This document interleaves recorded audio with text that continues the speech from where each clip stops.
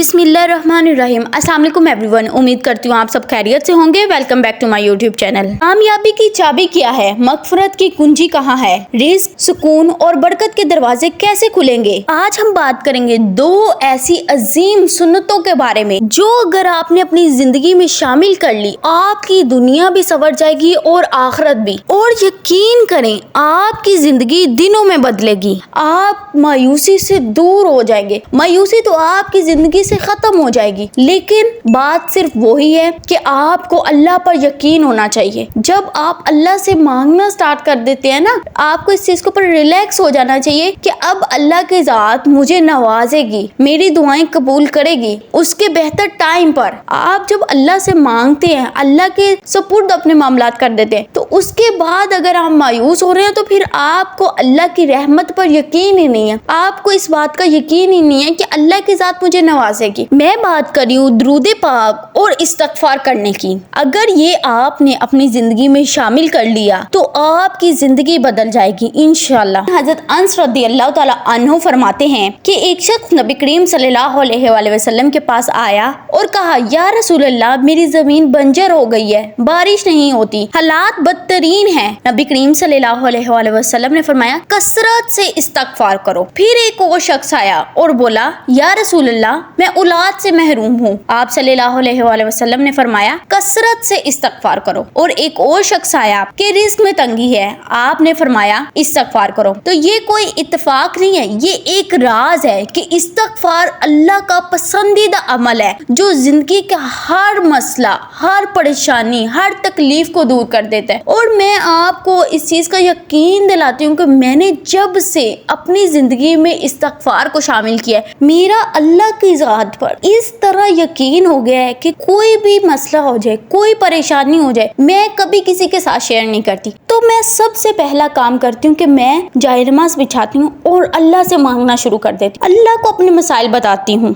और उसके बाद मैं इतना रिलैक्स हो जाती हूँ कि जैसे मुझे कोई परेशानी थी ही नहीं। और मुझसे अगर कभी भी कोई भी पूछता है या कोई भी कोई अपनी परेशानी बताता है कि ऐसा है, ये मामलात है, इस तरह हो रहा है, तो मैं हमेशा इस्तगफार और दुरूद पाक की कसरत को रिकमेंड कर। हमेशा मैं कहती हूँ कि इसको आप अपनी जिंदगी में शामिल करें, इसको आप अपनी जिंदगी का मामूल बनाएं। क्योंकि देखिए, आप अल्लाह से अपने गुनाहों की माफी मांग रहे हैं तो ऑटोमेटिकली आपकी जिंदगी पे आपके ऊपर अल्लाह की रहमतें होंगी। और आपने इसको वजीफा समझ के नहीं पढ़ना, आपकी नीयत ये होनी चाहिए कि मैं अपनी नबी की सुन्नतों पे अमल कर रहा हूँ। तो देखिएगा आप क्या हर मसला, हर परेशानी आहिस्ता आहिस्ता हल होना शुरू हो जाएगी जब आप अपने मामलात अल्लाह के सपुर्द कर देंगे। और एक और वाक़या आता है कि एक मर्तबा मदीना मुनव्वरा में सख्त कहत पड़ रहा था। सहाबा ने बारिश के लिए दुआ मांगी, लेकिन बारिश नहीं हुई। रसूलुल्लाह सल्लल्लाहु अलैहि वसल्लम ने मिंबर पर चढ़कर सिर्फ दरूद पाक पढ़ा और बारिश की दुआ की। इतने में बादल छा गए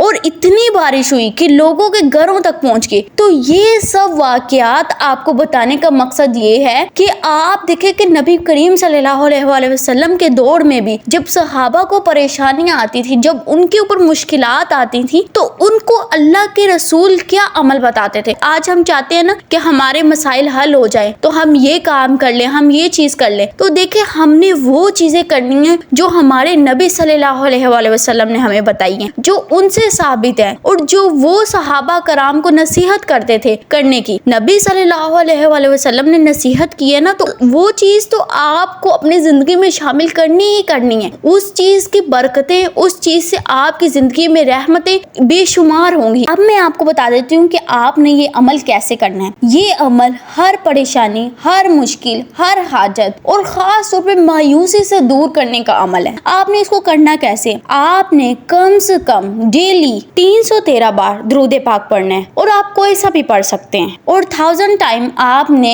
अस्तगफिरुल्लाह पढ़ना है। आपने इतना पढ़ना ही पढ़ना है। आपने इसको अपनी जिंदगी का हिस्सा बनाना है। ये आप समझ ले कि आपकी जिंदगी का मामूल है और आप अपनी जिंदगी में वाजिया चेंजेस देखेंगे इंशाल्लाह। लेकिन आपने یہ کرتے ہوئے اللہ سے دعائیں مانگنی ہے اور اس کے اوپر صبر کرنا ہے. بے شک اللہ صبر کرنے والوں کو پسند کرتا ہے. آپ نے صبر کرنا ہے اور اللہ کی مدد کا، اللہ کی رحمت کا، اللہ کی طرف سے اپنی دعاؤں کی قبولیت کا ویٹ کرنا ہے. انشاءاللہ آپ کی ہر جائز حاجت پوری ہوگی اور آپ اس عمل کو کسی بھی فرض نماز کے بعد کر سکتے ہیں. اس میں کوئی ریسٹرکشن نہیں. میں نے لاسٹ ویڈیو بھی اپنی شیئر کی تھی کہ میں نے فجر کے بعد کا بتایا تھا، تو مجھے بہت سے کمنٹ ریسیو ہوئے کہ ہم فجر کی نماز میں ہماری آنکھ نہیں کھلتی، یا جو ہے فجر کی نماز میں ہمارے پاس اتنا ٹائم نہیں ہوتا کہ ہم جو ہے اس کو کر سکیں، تو ہم کسی اور نماز میں کر سکتے ہیں. تو آپ کسی بھی فرض نماز کے بعد کر سکتے ہیں، لیکن آپ کی نیت کیا ہونی چاہیے؟ آپ کی نیت ہونی چاہیے کہ یا اللہ تیرے محبوب پر درود بھیجتا ہوں اور اپنے گناہوں پر شرمندہ ہوں، مجھے معاف فرما اور میرے راستے آسان فرما. انشاءاللہ آپ کے دل کو سکون ملے گا، مشکلات آسان ہوں گی اور رزق کے دروازے کھلیں گے، جو کہ ایک سوسائٹی کا میجر پرابلم ہے. اگر آپ کو ویڈیو اچھی لگی ہے تو آپ نے اس کو دوسروں کے ساتھ لازمی شیئر کرنا ہے. کیا پتا آپ کے ایک شیئر سے کسی کی زندگی بدل جائے. لاسٹ میں اپنی سسٹر فاطمہ بطول کے لیے دعا کرتی ہوں کہ اللہ پاک ان کی پریشانیوں کو دور کرے اور ان کو سکون نصیب کرے. میں نے ان کی کمنٹ سے اندازہ لگایا ہے کہ وہ بہت زیادہ مایوس ہیں، ڈپریس ہیں. اللہ پاک ان کی مایوسی کو دور کرے. آمین. آپ نے بھی اس کے اوپر آمین کہنا ہے. نیکسٹ ویڈیو تک اسٹے ٹیون، اسٹے بلیس. اللہ حافظ.